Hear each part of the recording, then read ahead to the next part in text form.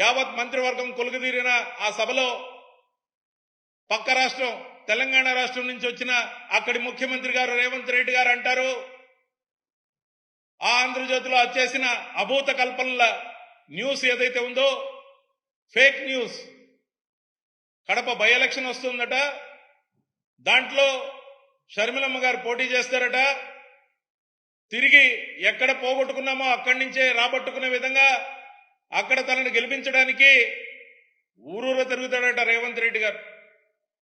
అయ్యా రేవంత్ రెడ్డి గారు, తెలంగాణ ముఖ్యమంత్రి గారు, మీ మాటలు పక్కా ప్రగల్భాలు.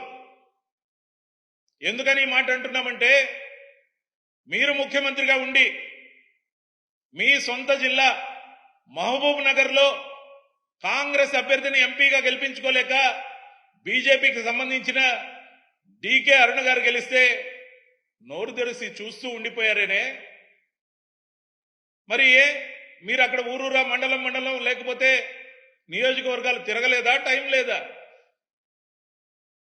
మీరు నివాసం ఉంటున్న హైదరాబాద్ మహానగరంలో ఉన్న సికింద్రాబాద్ని కాంగ్రెస్ కోసం గెలిపించుకోలేని మీరు కడపకు వచ్చి ఏదో చేసేస్తారని ఈడ ప్రసంగాలు ఇవ్వడం ఎంతవరకు గొప్పగా అనిపిస్తుందో తెలియదు. కానీ ఆంధ్రప్రదేశ్ ప్రజలు మీ మాటలు నమ్మేందుకు సిద్ధంగా లేరు.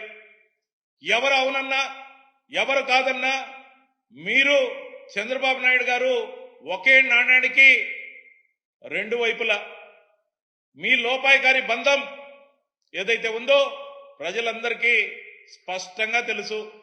మీరు ఎంత భ్రమింపజేయాలని చూసినా, మరింకో మాట అన్నారు, బీజేపీ అంటే బాబు జగన్ పవన్ అని. మేము అడుగుతున్నాం రేవంత్ రెడ్డి గారు, బీజేపీ అంటే బీజేపీనే, దాంట్లో చేరి ఎన్డీఏ పార్ట్నర్లుగా ఉన్నది బాబు పవన్ మాత్రమే. మా పార్టీ పుట్టినప్పటి నుండి ఏ పార్టీతో కూడా మేము పొత్తు కోసం వెంపర్లాడలేదు. మేము మా జెండా మీద స్పష్టమైన అజెండాతో ప్రజలు తీర్పును కోరామే కానీ మేమే కోరుకుని ఉంటే, ఎన్డీఏలో మేము చేరాలనుకుని ఉంటే చంద్రబాబు నాయుడు గారు అసలు గెలిచేవారా అని అడుగుతున్నాం.